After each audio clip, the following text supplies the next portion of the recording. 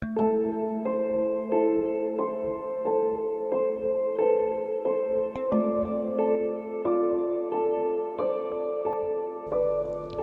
saja saya mahasiswa pencari jati diri dan kebenaran.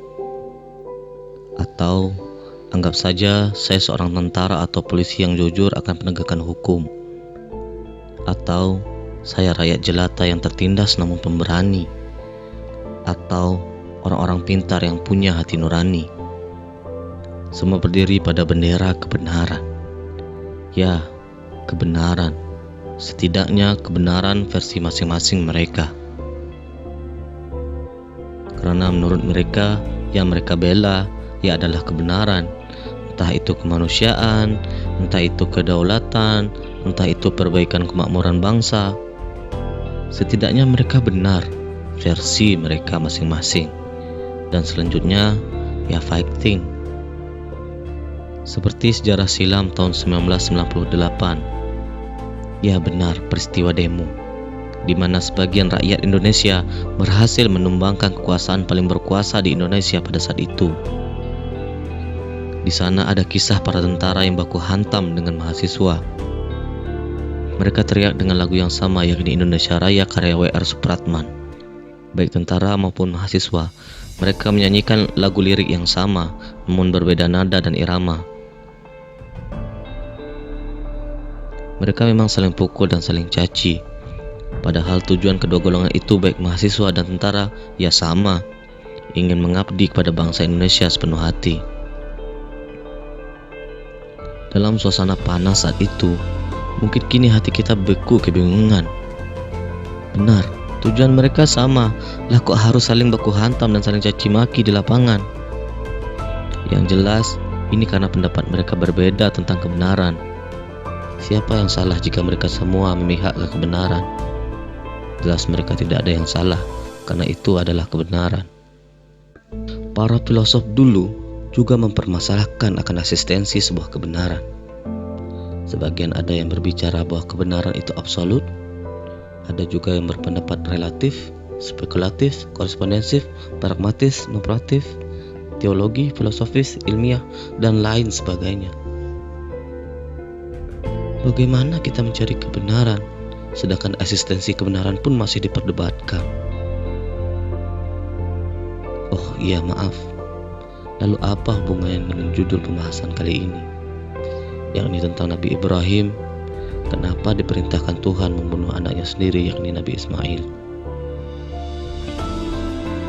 Saya coba menjelaskan maksud perintah ini dengan sedikit perumpamaan yang ringan, dengan memposisikan kita berada di dua sisi pandangan filsafat yang berbeda.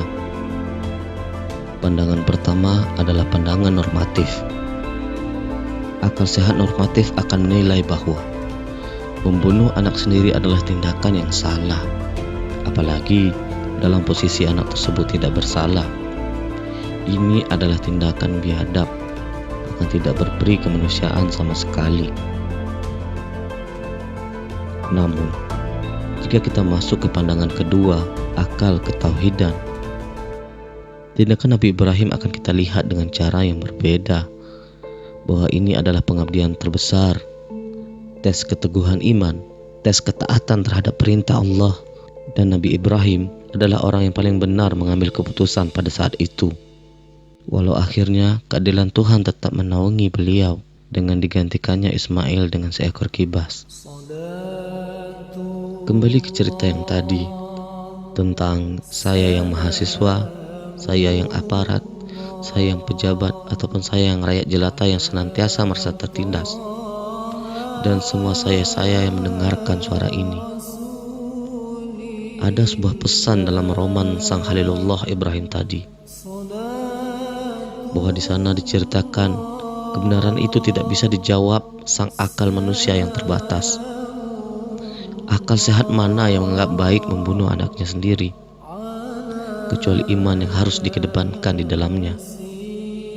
Kepintaran atau kejeniusan tidak menjamin keahlian manusia membuat rumus fisika ataupun metafisika tentang sebuah kebenaran, karena titik koordinat kebenaran akan bertemu jika kita menemukan sang pencipta kebenaran terlebih dahulu. Tentu hal ini berlaku kalau kita mengaku pencari kebenaran sejati dan bukan pencari kebenaran yang abal-abal. Maka yang mutlak harus kita ikuti di dunia ini adalah Al-Quran dan Sunnah. Dan saya mohon, janganlah beralasan-alasan lagi. Di bumi yang kita pijak saat ini, Tuhan sedang menguji kita, apakah kita mentuhankan akal pikiran kita ataukah Allah Subhanahu wa Ta'ala.